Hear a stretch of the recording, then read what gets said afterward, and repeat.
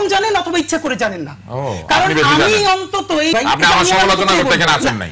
আমি আপনার সমালোচনা করতেও আসছি এবং আমি প্রশ্ন আপনি আমার সমালোচনা নিতে পারবেন না, আপনি আমার হাঁটুর বয়স দেখা করছেন না। শুনেন, আপনি করেন, আমি করি না, আমি সেইটার উত্তরটা দিতে পারি কিনা। এটি গতকালকে মির্জা ফখরুলের গাজীপুরের বক্তব্য, যেখানে কি স্পষ্ট করেছেন প্রধান উপদেষ্টা নিরপেক্ষ থেকে নিরপেক্ষ ব্যক্তিদের দিয়ে আবার এই যে উপদেষ্টা পরিষদ গঠন করবেন, সেখান থেকে নিরপেক্ষ নির্বাচন। আর রুমিন ফারহানা বললেন যে তাদের তো সবার পাসপোর্ট আছে, বিদেশি তো নাগরিক, তো ওদের তো সমস্যা নেই, সব নাগরিকদের। যেটি বলেছেন আসিফ নজরুল যে নাগরিকদের সেফ দরকার। আরেকটি কথা আমি আর দেখানোর সময় নাই, যে এখন কিন্তু নাগরিকদেরই পাশে দাঁড়াতে গিয়েছিলেন কিনা সার্জিস আলম, এনসিপি নেতা, উনি কিন্তু নেস্কোর একটা ঘটনায় বলেছেন ওই কর্মকর্তার কলিজা ছিঁড়ে তিনি রাস্তায় ছুঁড়ে ফেলবেন। এই কলিজা ছেঁড়া থেকে যদি শুরু করতেন আমাদের সুবিধা হতো, অথবা তুষার ভাই শুরু করেন। দেখেন, প্রথম বিষয় হচ্ছে রাজনৈতিক নেতার রাজনৈতিক ভাষা থাকতে হবে। নেস্কো হচ্ছে ডিস্ট্রিবিউশন কোম্পানি, তারা বিদ্যুৎ ডিস্ট্রিবিউট করে, বিদ্যুৎ উৎপাদন করে কিন্তু পাওয়ার ডেভেলপমেন্ট বোর্ড। এবং কোথাও যদি বিদ্যুৎ চলে যায়, বিদ্যুৎ ইচ্ছাকৃতভাবে বন্ধ করা খুবই কঠিন, আপনি জানেন কিনা জানি না, তাহলে সিস্টেম ট্রিপ করে। বিদ্যুৎ গেলে অবশ্যই এটা স্বয়ংক্রিয়ভাবে যেতে হবে, অথবা লোড ম্যানেজমেন্টের জন্য করতে হবে। যারা ইঞ্জিনিয়ারিং পড়েছেন তারা আমার চাইতে ভালো বলতে পারবেন। অর্থাৎ ইচ্ছা হলে আপনি বিদ্যুৎ বন্ধ করতে পারবেন না, তাহলে কিন্তু উল্টা ঝামেলা হয়, এমনকি গ্রিড ফেল করতে পারে আপনি যদি ইচ্ছা মতো বিভিন্ন জায়গায় বিদ্যুৎ বন্ধ করতে থাকেন, কারণ লোড আলাদা জায়গায় আবার ডিস্ট্রিবিউট করতে হয়। তো যাই হোক, আমি সার্জিস নিশ্চয়ই এগুলো সব ভালো জানেন, কিন্তু তিনি যে ভাষাটা ব্যবহার করেছেন সেটা খুবই আপত্তিকর। উনি বলেছেন একাধিকবার বিদ্যুৎ যাওয়াতে যে কলিজা ছিঁড়ে তিনি ছুঁড়ে ফেলে দিবেন, আমি প্রথম আলোতে দেখেছি। এখন কলিজা ছেঁড়ার ঘটনা আমরা যারা মুসলিম আমরা খুবই খারাপভাবে দেখি, কারণ আমাদের নবীজি হযরত মুহাম্মদ সাল্লাল্লাহু আলাইহি ওয়াসাল্লামের চাচা বীর হামজা রাদিয়াল্লাহু তাআলা আনহুর কলিজা যুদ্ধক্ষেত্রে ছিঁড়ে হিন্দা সেটাকে ছিঁড়ে নাকি চিবিয়েছিল। এরপরে আমরা এখন যিনি প্রিমিয়ার ব্যাংকের চেয়ারম্যান আরিফুর রহমান, তিনি একটা সংবাদ করেছিলেন বিচিত্রায়, তখন সেখানে আমাদের ঢাকা মেডিকেল কলেজের ডোম খলিলুল্লাহ সে মৃত ব্যক্তির কলিজা ছিঁড়ে সেটাকে সে খেয়ে ফেলতো। আমি তৃতীয় ব্যক্তি পেলাম সার্জিস, যিনি কলিজা ছিঁড়তে চাচ্ছেন। এখন এই যে কলিজা ছেঁড়ার যে কথাটা, এটা আমার কাছে খুব হাস্যকর মনে হচ্ছে, এই জন্য যে শরীরে এত অঙ্গ থাকতে উনি কলিজা কেন ছিঁড়তে চাচ্ছেন? সাহস কলিজার মধ্যে থাকে, এটা একটা ভুল বাগধারা। কারণ একটু পরে ওনারা বলবেন হৃদয়ে সাহস নিয়ে বুক চিতিয়ে দাঁড়িয়ে গিয়েছে। কলিজা চিতিয়ে কেউ দাঁড়ায় না রে ভাই, দুই হাত যখন দুই দিকে ছড়ায় দেয় বুক চিতিয়ে দাঁড়ায়। তো ছিঁড়ে নিলে হার্ট নিবে, লাংস নিবে, কলিজাটা ছিঁড়তে চায়, বুঝছেন? এটা আমার কাছে খুব হাস্যকর মনে হচ্ছে এবং খুবই আপত্তিকর মনে হয়েছে।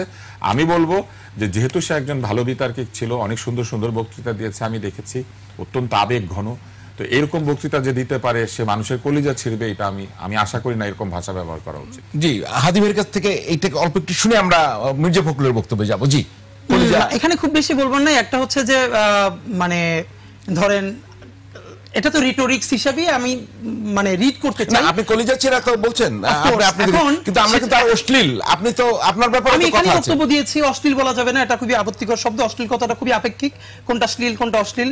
তুমুল গণহত্যার সামনে আপনি দুনিয়ার কোন শব্দ দিয়ে গালি দিলে গণহত্যাকারীর আপনি প্রতিশোধ নিতে পারবেন? শ্লীল অশ্লীলতার পলিটিক্সটাই ভিন্ন, এবং শব্দের রাজনীতি নিয়ে তরুণদের মধ্যে আমার সব থেকে বেশি কাজ আছে, সুতরাং এটা নিয়ে আমি কথা বলবো না। আর সার্জিসের যেটা হয়েছে, দেখেন, এটা যারা মেটাফোর্স বোঝে, রেটোরিক্স বোঝে, অফকোর্স এখন এর মানে কি, ওর সার্জিসের সামনে এসে যদি নেস্কোর একজন আইনে দেয়, সে কি লিটারেলি তার কলিজা ছিঁড়তে পারবে? এখন তুষার ভাইয়ের যেটা আপত্তি সেটা হলো কলিজাই কেন ছিঁড়তে চায়। এখন আপনি রেটোরিক বুঝেন আর আপনি জোকস বুঝেন না, আমি রিড করেই বললাম। এখন এটা আপনি আপনার গালে রেটোরিক আর আমারটা রেটোরিক না। এখন আপনি এটা ভাই কৌশলে যেটা করেছেন, আপনি তো ভালো বিতর্কিক, এইজন্য এইটার আপনি ভালো বিতর্ক করেন, আপনি সার্জিসকে ডুবানোর জন্য এটা আপনি ভালো বিতর্ক করেন। আপনি শুনেন, আপনি ভালো বিতর্ক করেন, ভালো বিতর্ক তাহলে শুনেন। আপনি প্রথমত শুনেছেন কলিজা নিয়ে হামজা রাদিয়াল্লাহু তাআলা আনহুর সাথে যে অত্যাচারটা হিন্দা করেছে, তারপরে তৃতীয়তই আপনি পেলেন সার্জিসকে, অথচ আমি যেটা জানি এর মানে আপনি কম জানেন অথবা ইচ্ছা করে জানেন না।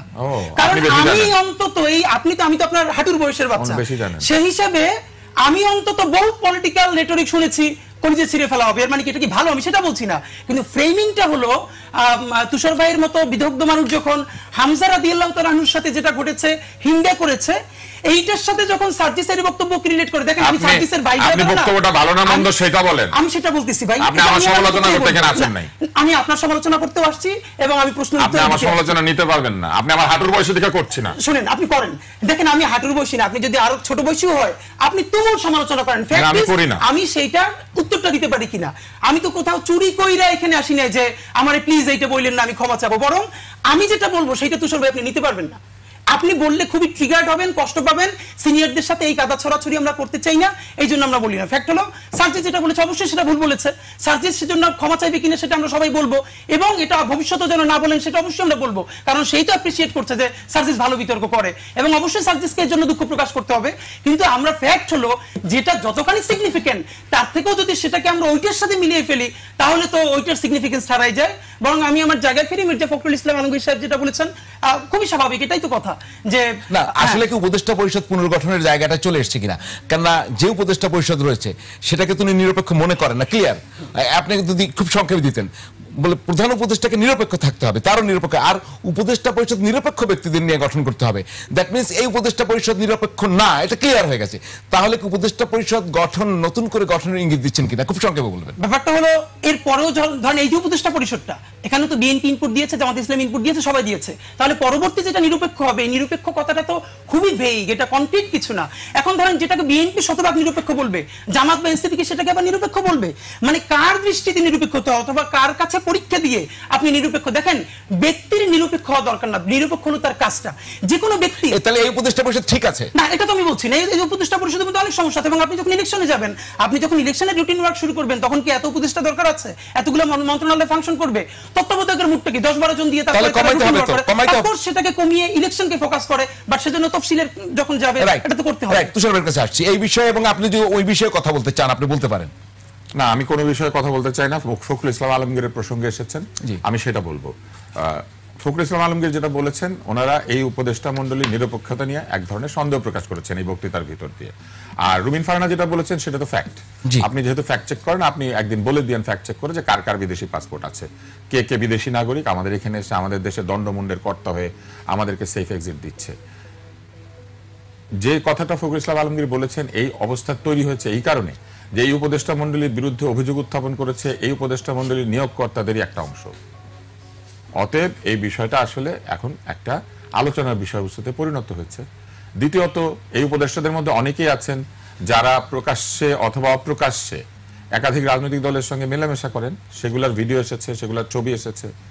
অতএব তারাই যদি ক্ষমতায় থেকে নির্বাচন করেন উপদেষ্টা থেকে, তাহলে এইখানেও প্রশ্ন আসবে যে এক ধরনের সিম্প্যাথাইজার এই উপদেষ্টা মণ্ডলীর মধ্যে আছেন, ফলে তাদেরকে তো অবশ্যই মানে নির্বাচনের আগে হয় এক ধরনের নিরপেক্ষ জায়গায় চলে যেতে হবে, অথবা তারা নিজেরা যদি নির্বাচন করেন পদত্যাগ করে নির্বাচনে চলে আসতে হবে, তাহলে আর কোনো সমস্যা থাকে না। আরো একটি বিষয় আছে, সেটি হচ্ছে যে প্রধান উপদেষ্টা কি আসলে এই নিজের উপদেষ্টা মণ্ডলী নিজে তৈরি করেছিলেন? যদি তাই করে থাকেন তাহলে উনি ঠিকই বলেছেন যে প্রধান উপদেষ্টা আবার একটা উপদেষ্টা মণ্ডলী তৈরি করবেন। আর যদি তিনি না করে থাকেন, সকলে মিলে তৈরি করে থাকেন, তাহলে সবাই মিলেই একটা নতুন উপদেষ্টা মণ্ডলী তৈরি করতে হবে।